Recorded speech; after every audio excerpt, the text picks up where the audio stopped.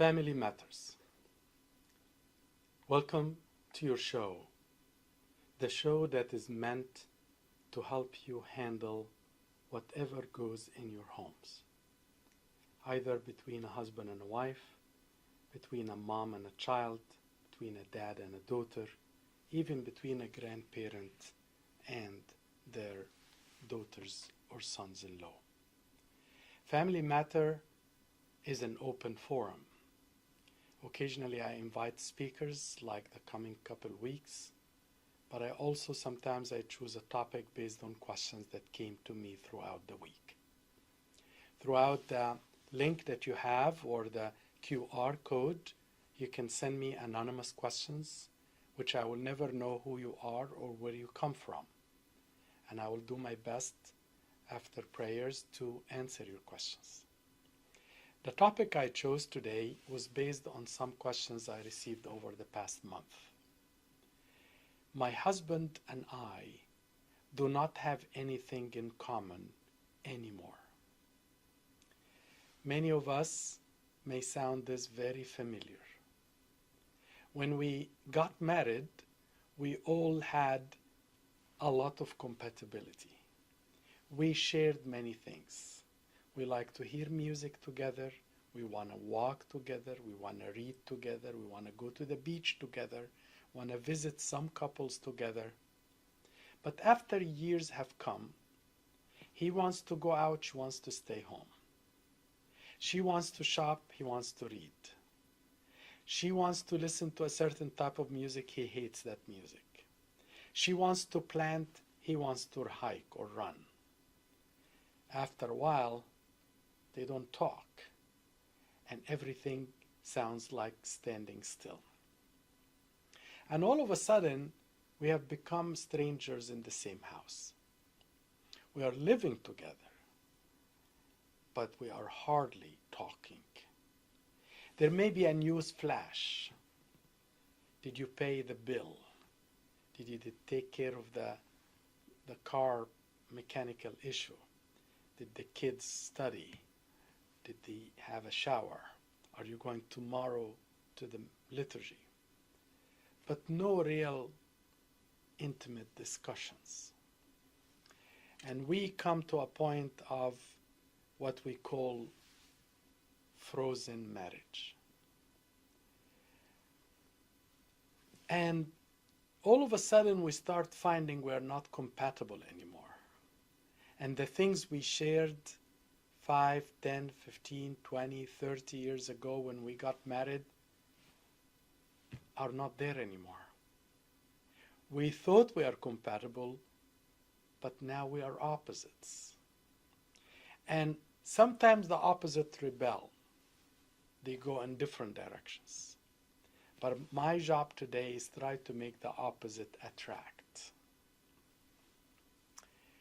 And the first question I would like to ask, are the differences an obstacle or an opportunity? Are the differences obstacle or opportunity?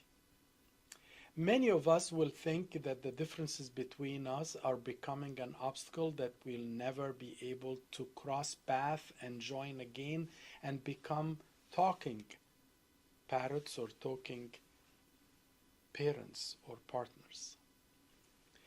But how can I make our differences become an opportunity?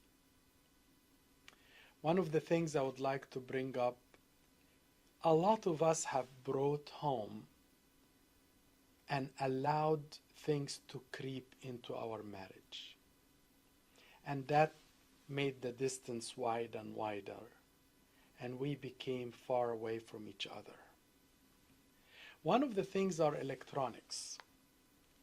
Many of us, when we sit on the dinner table, or you both are sitting after the kids sleep, each one has his own gadget. Each one is listening to something. We're not even looking at each other. And that, of course, enhances the obstacle. Maybe some of us are really learning bad habits It could be pornography, it could be vaping, it could be watching some nonsense in a TV or a media. And all of a sudden we are letting the world creep. So an opportunity here comes. If your marriage in a frozen state, if you feel a stranger in your own house, if you feel you are no longer share anything with your spouse, maybe you should think again, how can you put down some of these electronics and decide to take a break. Another point is really lack of vacation time. In the past and before the kids are born, we used to vacation together, we used to go to cruises together. Sometimes we find one of the, or two of the couples that are close to us and we go with them. Now the kids are here and the kids are growing and the needs are more, and we forgot about our own needs. And maybe one of the couple is saying, oh, I'm not ready because she's always worrying about the kids and her marriage is getting colder and colder by the year, and she's not knowing that her husband is really suffering with this because all of a sudden he is getting far away from her. So vacationing together is an opportunity, and you both have to decide, and you say this is an opportunity. One of the other things that need to be watched is money, because many of us, and may God bless all your resources, have been able to, work hard and have money. But then all of a sudden the money became the managing master in the house. It's managing you, and you are not managing the money. So when you come to talk, you don't have time. And lack of time in marriage will result in frozen marriages, because we don't have time to talk, because we want to get shop this and this, or I want to find a discounted this and that, or I want to find a better job, or I want to work part-time and extra time, and so on. So let me give you another phrase that's very important. Marriage tends to magnify your differences, not minimize them. Marriage tends to magnify your differences, not minimize them. So if you are a money lover, don't think that marriage will heal you. It actually may magnify that. If you are lusting, unfortunately sometimes we lose interest in marriage and we go after our lust, and it becomes more exaggerated. I would like to bring another point, how we became so far away from each other, and how do we use that as an opportunity. Each one of us has his own or her own program. You wake up, you dress, you rush, you dress the kids, you take them to school, and you go to work, and at the end of the day you come home, hardly you have time for dinner, you want to watch some TV, and you sleep. And all of a sudden that routine kills the marriage. And there is an opportunity here. You want to spice it up. Meaning, not every day should be the same. Maybe that day you will tell the kids, Dad and I are not coming home. We're eating out. And you can even have pizza outside. Go out, spend an hour, come home, you'll be refreshed, you'll be recharged, and your marriage will be ignited. Just on a couple of slices of pizza. You spent hardly $15, but your marriage have gone up 15 points up. You may decide we are going shopping together. Your wife has been the shopper, you hate shopping, but you decided to do something that she likes. And that's my next point. How much we do to please the other. Am I doing the things that my wife wants me to be with her in? She wants to shop and that's all what she likes. And you keep criticizing her until eternity. Fine. What did this give you? Headache, distance, coldness, frozen marriage. How about you change your attitude? Stop criticizing and tell her, where are you going? Oh, I know you will not like it, but there is a discounted whatever for Christmas and I'm going. I'll come with you. She probably will drop heart attack or something because she never imagined you would come with her to shop. But don't be annoying. If you're going to shopping, don't be annoying. Just be there. Just be pleasant. Don't keep picking on everything she says. Why do you need this?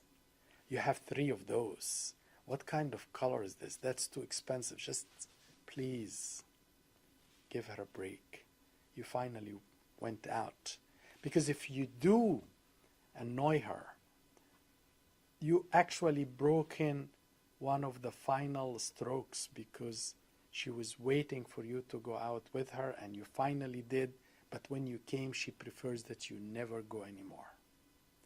So if your husband wants to go to the gym, go with him. If your husband wants to walk around the block, please go with him. Nothing will happen to the kids. You think the kids are your most important category, believe me. You and your husband will stay married after the kids leave home. And if you do not build that relationship now, you won't help yourself later on. So make sure if he tells you, I want to go to the electronic store and you hate electronics, just to go with him. If he tells you, I'm going to Barnes & Noble, I want to find the new book, just please ride in the car and go with him. Look at the books as if you care. As if you care. As people say, fake it until you make it. Believe me, husbands and wives, if we show some interest in each other's affairs, marriage would have been more interesting. Let me take one of the questions. Our marriage life falls into a routine a lot, which makes our intimate time very limited, like once a month. That makes me very frustrated, nervous with my kids, and depressed. I spoke with my spouse after this, and the spouse said they are very stressed. They worked out the issue, but then later on came back, couldn't do it. This young spouse fell into self-stimulation, which some people call it masturbation, and that person is worried if this is a sin. So I want to bring, actually there are 2 questions like this, very similar, but the other question is related more to the fasting and intimate relationship, so I'll come back to that. But talking about intimate relationship, every one of us has different needs. Some people claim that men has much more needs than wives. Generally speaking, may be true. That doesn't mean, though, that women do not have needs, sexual needs, intimate needs. And it's very important and very Christian to know that intimacy means giving. means love giving. The word making love is a good word, but it's not a full word. Like, I don't like the word fell in love, but the intimate relationship, which is not just sex, but the intimacy, meaning they are close to each other, gives security, gives safety, gives feeling that we're not leaving each other. Marriages have been in cold and in frozen state because of lack of intimacy. And things like this spouse had just mentioned, basically one person is very bored or doesn't want to do this, and because they don't want to do it, the other person is standing, waiting, and really burning with desire. Let me just tell you, this is wrong. Christian-wise, it's wrong. It's wrong to let your husband or your wife need something you can offer, but you refuse for any reason. You could be stressed, you could be depressed, you could be busy, you could be just want to punish the other person. All of this are wrong reasons. And God does not like that, because He made this relationship for us to grow in love, in intimacy, in unity. And by one depriving the other, that's a non-Christian, non-godly. Please understand that God created this type of relationship for us to be releasing some of the sexual tension and to feel united and one. So for the husband or wife that really depriving his partner from this, I urge you, please stop doing that. When he or she asks for it, please don't put them off. That's very intimidating, very insulting, and very embarrassing.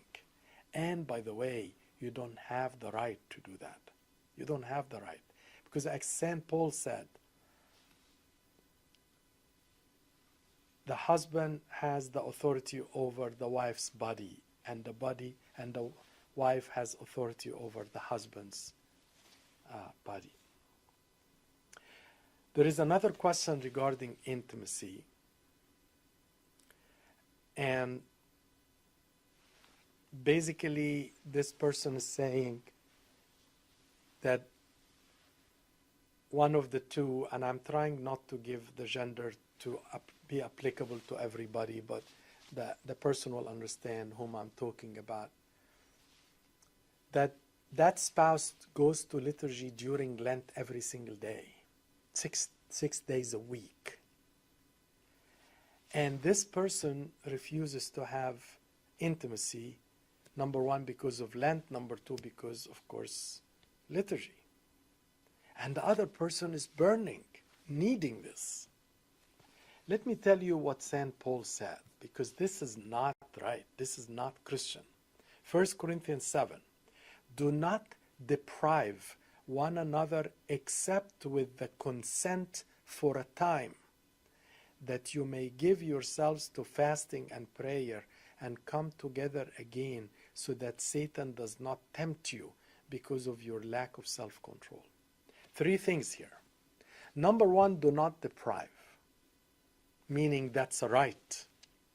The other person has a right, a need, a request, a privilege. So do not deprive. Number 2, there must be a consent for abstinence, meaning both of you have to agree to stop having intimacy. You cannot just decide on your own and leave the other one. Excuse me, your body is not yours, it's hers. Her body is not hers, it's yours. You both must agree, can we have some weeks of abstinence so we can focus on the fasting? If one says, no, I can't except for 1 week, that's fine. God will never be upset about that. Please have this mentality. God is much bigger and broader than minor literal things. Because at the end of the day, which is number 3, so you may give yourselves to prayer and fasting, and Satan does not tempt you because of lack of self-control. Let me ask you, husband, a man, you decided not to have intimate relation with your wife because of fasting, and you said for 5 weeks or whatever number of weeks we are not. What happened if she start watching porn? Who's responsible for her sin? And the opposite is even more true. You, madam, decided to refuse your husband, and all of a sudden he decided to masturbate or porn or even lust for another woman.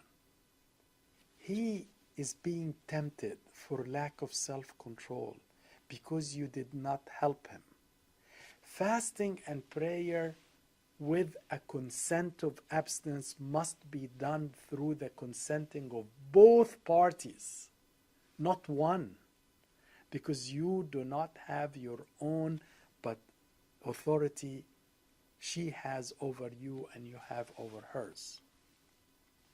So 2 questions, both of them very similar, and I wish and I hope we have a better understanding of the Christian values. God is so easy and so good and so kind. Do not put boundaries on yourselves and then kill the person next to you because you want to have, like someone wants to pray for 2 hours at home, but her kids need to eat. Oh, I have to finish the whole psalmody. You can finish it at 1 a.m. if you want, but not on the expense of the time of others. Same for intimacy. You cannot just say, I'm not doing this. You have to get the agreement of the other before you yourself will do it. I'll come back to the next question after I review some other points. And the next point is, please accept that you cannot recreate the past. The past is gone. You used to enjoy during engagement certain type of activities, but you can't do it. Your husband changed. He can't walk long, for example. He can't run. He can't swim, whatever. Why are you coming now and you want to regret that and you want him to do what he used to do, but he can't?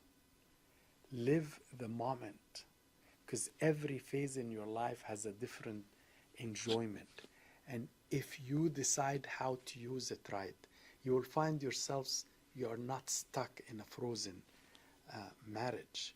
So when you feel that you have nothing in common anymore, you basically are looking back at your past files and regretting, where was I, where was him, what happened to this, why we are not doing this.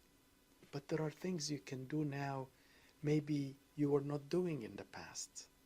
What about reading together, walking together, sitting in front of a TV watching a movie together?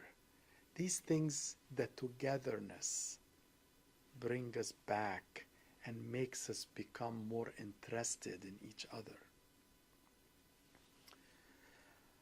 Another point which is related to focus on loving the differences. Focus on loving the differences. It's very easy to complain that my husband is different than me. He doesn't like praises, he doesn't like midline praises, he doesn't like liturgy, he doesn't like watching certain sermons. Fine. But you like all of that. But what about what he likes and try to do some of it?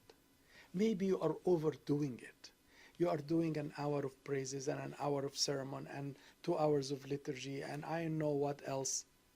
And he is bored. He can't take it anymore. Why don't you tell him, I know this is too much for you. How about together we watch just 15 minutes of a sermon I liked.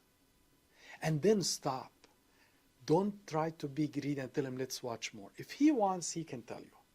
Tell him just 15 minutes. And I promise you, I will not watch the rest. I will be sitting with you. You met him in this middle. What about if you don't like to walk, but he likes to walk? Focus on the difference. Tell him, where are you going? Oh, like usual, I'm going to walk. I'll be back.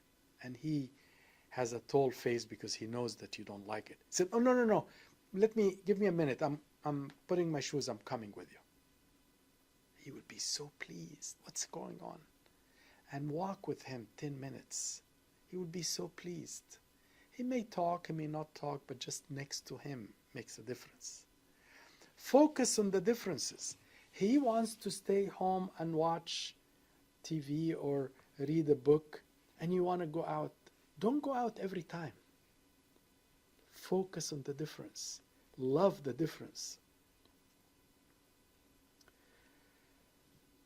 I want to also move to another point, which is work through your differences and share your feelings.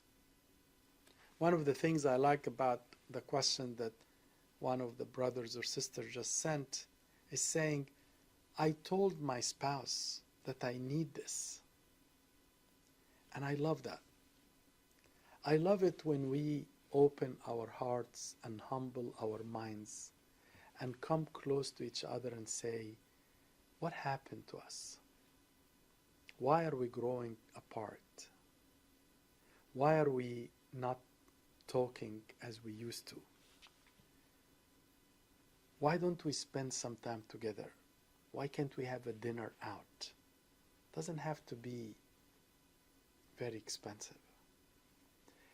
I wish you guys talk about your feelings and find the love language that you both missed. It could be quality time.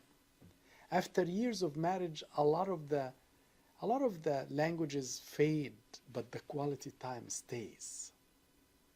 Quality time meaning you don't want anything to be done. You just spend time together. I love this picture that I saw one time. Maybe 80 or 85 years old couple holding each other's, sitting on a bench on a park, looking ahead as if they are seeing the future together, both on earth and in heaven. They don't have any, they finished the talking, but they still enjoy the unity, the closeness. Tell each other, I miss spending time with you. If you want to ignite your marriage, if you want to go back and grow, then please do that, because this is the only way that to ignite your marriage is to spend more time together. I have a question. It has some medical terms, so I'm going to paraphrase it.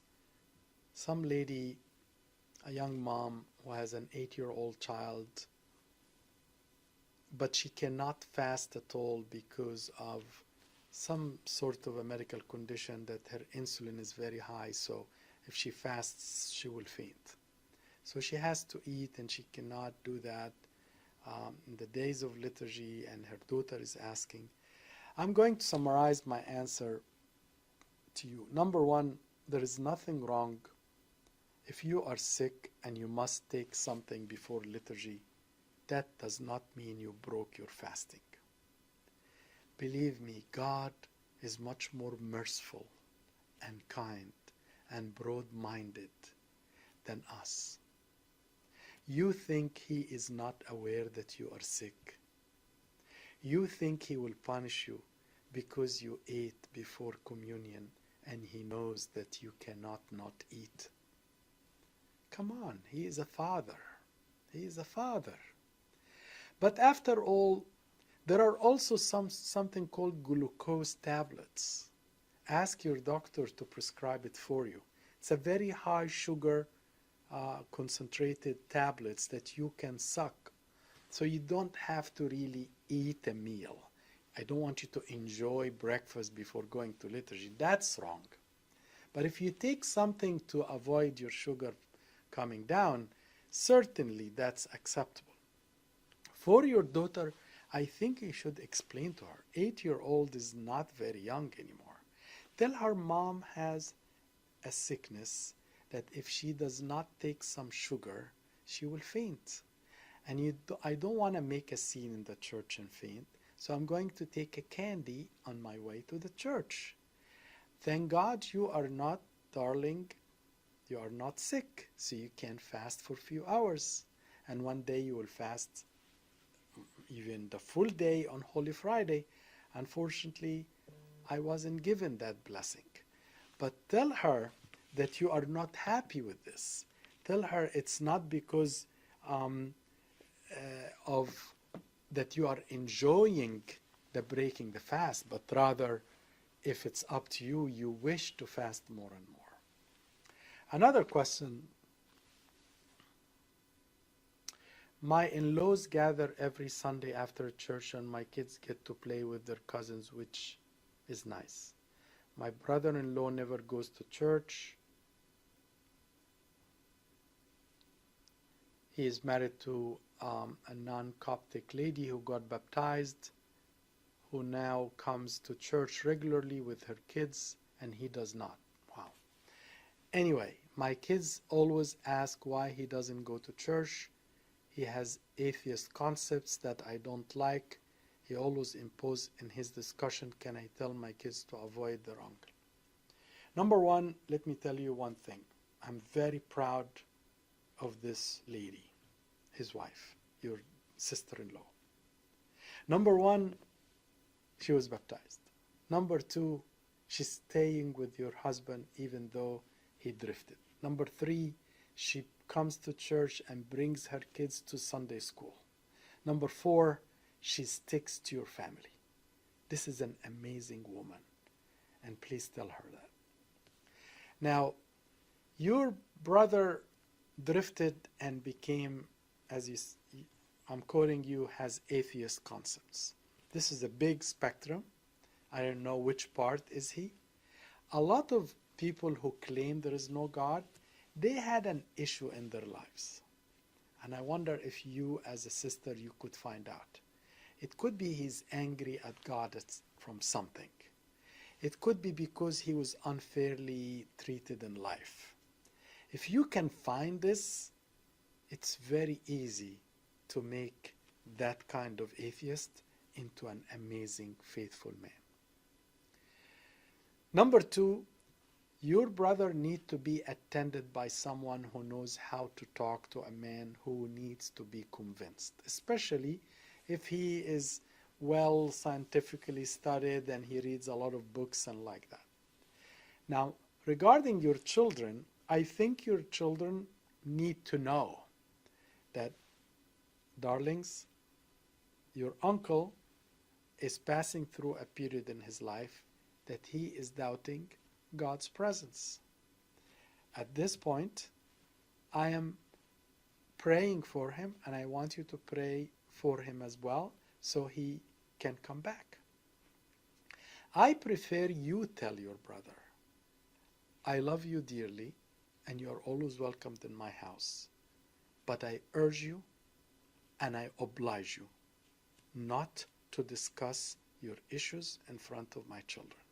If you do, then please do not come, and be very stern about it. I think it's easier to talk to your brother this way rather than you talk to your kids, because they may not understand very well. But just ask them for praying for their uncle is fine. I'm still very proud of your sister-in-law, and I have a feeling she will be the one making him return back. He probably the reason for her to be baptized, but I have a feeling she will be the reason for him to be faithful again. God bless your family, and I pray that your brother may know the way. Coming back to the topic of my wife and I have nothing in common, and I covered many of the points so far. Another point I like to cover is please seek to understand more than you ask to be understood. Many wives are getting bored from their marriage life because their husband doesn't understand them. Fine. How many times you try to understand your man? How many times you sat with him and told him, tell me about this electronic that you want to buy, and you are clueless about it and you have no interest in it? How many times you sat with him and asked him, explain to me about the football game or the basketball game? How many times you sat with him and tell him, explain to me about the stocks that you keep looking at? Show interest, understand him. How many times you sat next to him and asked him what happened at work and why you are not very happy today? The reverse, of course, is true.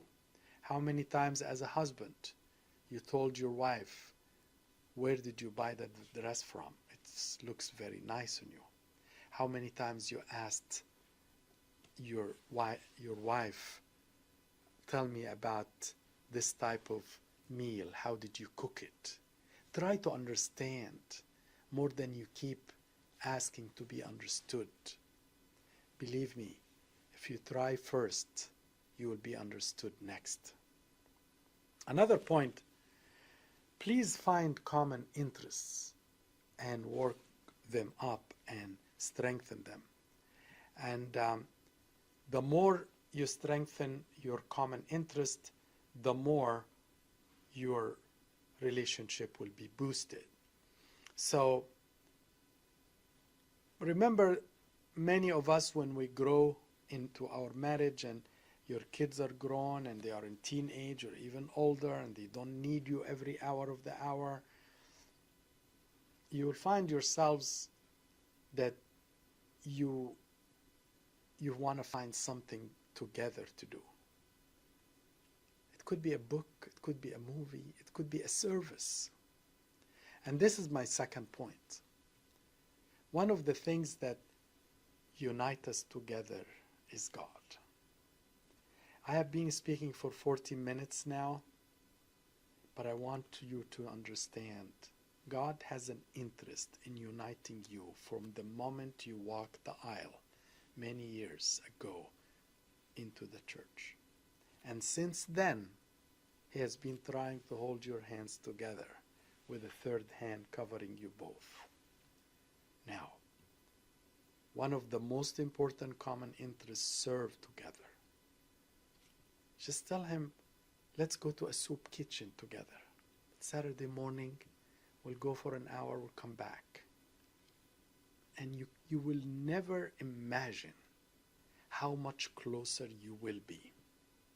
Tell him, let's go to this orphanage together. Tell him, let's send some kind letters to people who do not have dads or moms, and we give them to one of these charities that send letters to orphans. Do something together. Go and visit a sick person together. Go and attend liturgy together. Stand next to each other in liturgy and hear each other praising the hymns. Common interest is not always shopping, gardening, painting, reading, running, walking, although these are excellent points. But common interest also when you are both worshiping together, listening to something together, reading together, praying together, serving together.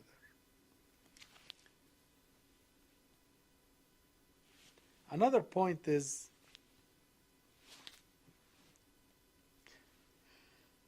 do not always feel pity on yourself.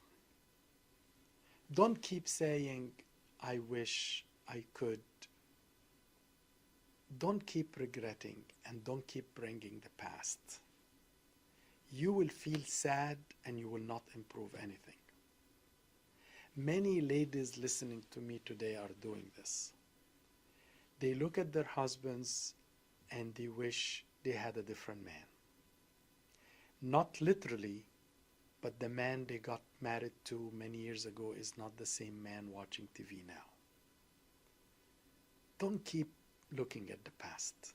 Work out the present and plan for the future. Don't keep regretting what you lost. Just keep hoping that there is much more better stuff will come, and then you will be happy again. And if you do that, you will find your husband is reacting also to you. One of the advices I would like to give myself and you, please do not keep arguing. Arguments are making us not interested in each other. There are things you can just let go. Why do you have to argue about did he close the door or not? Just close the door. Put the lights off or not. It doesn't matter. Just put it off. The food is great or not great, is sweet or not sweet, salty or not salty. Just eat it. Don't keep arguing. Because once you bring an argument, he or she will bring a counter argument, and you both will keep doing this. And by the time you want to come back to be parallel or close together, it will take work. I want you to avoid having arguments, especially when you know that the arguments are really a point of view. He is expressing a point of view. He may be against a certain thing in politics. Okay, fine, it's okay. Don't keep arguing about it. Understand his point of view. You may differ with him, and you can tell your opinion, but don't argue. He may disagree with a certain type of service in the church or a certain type of attitude from one family. Understand his point of view, but don't keep arguing. Another point, please find new hobbies that you can do. You could be 40, 50, you could be any age. And of course, there are certain hobbies cannot be done when you are a little older. But find new hobbies that can interest both of you. I like very much during COVID when I received messages that my husband and I are painting our bedroom. They were bored. They were about to die from boredom. They decided to paint the room. Another family with their children decided to learn the gardening. They were stuck together, this is during 2019, and start gardening. A third, he decided to teach his wife how to put a computer together. He was just a man of many talents, and he decided this is the thing that he likes the most, and all of a sudden she became interested. What I'm trying to tell you is new hobbies are new for each season in life. I have went one time to a nursing home. Those people are over 80, maybe 85. And I find all of them so excited until I figure out they're all playing bingo together. Excited. Can you imagine an 85 years old woman excited and raising her shaky hand and saying bingo? They found a hobby together. You can find a puzzle to do together. You can find a movie to watch together. You can find a family to visit together. You can find a park to walk around together. I have spoken enough earlier about the physical intimacy, but I want to bring it one more time. Because the lack of physical intimacy scientifically proved that grows us apart from each other. unless there is a medical reason, please do not deprive each other from something God has allowed. Intimacy brings unity, both physical, but more importantly, emotional. You find later on that you understand each other, you feel each other. So I urge you to not be hard on each other. Do not deprive each other from something that's useful to one or both. Another point that will help in getting us together is forget about yourself a bit. Don't keep worrying what I want, what I need, what I deserve. I remember this question from a husband a while back in this program. He said, I deserve better wife than my wife. It's tough when you hear something like this. But he thinks of himself very highly. And unfortunately, he thinks of his wife very lowly. And that's very bad. It's very bad how you try to think of yourself. I love when Christ said, if you want to follow me, forget yourself. Pick up your cross and follow me. Forget yourself. Don't keep saying, I deserve better treatment. I deserve better person. I deserve better money and house. And forget about yourself a little bit.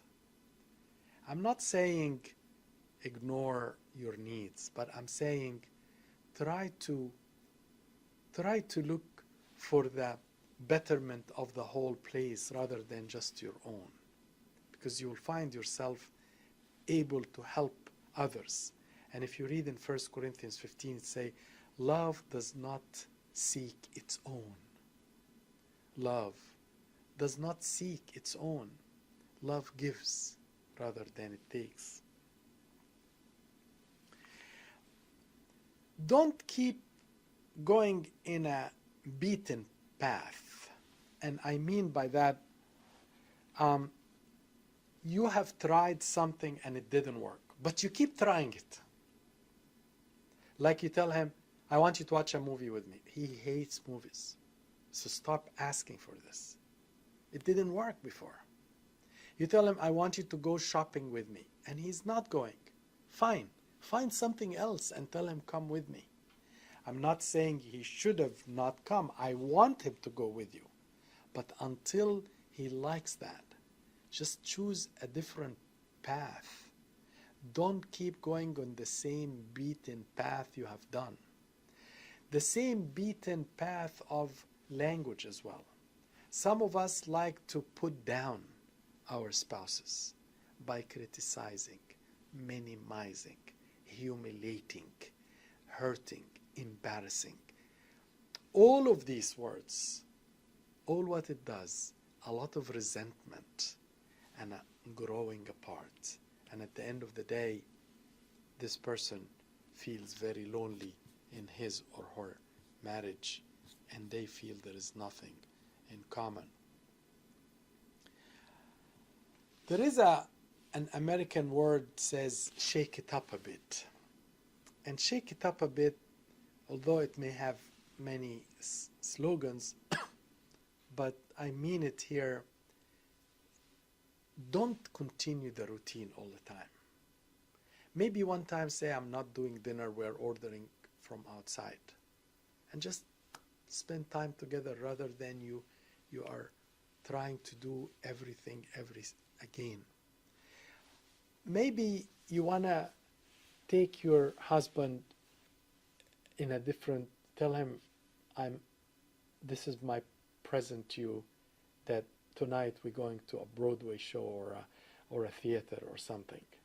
Spice it up a bit, shake it up a bit, because routine is boring.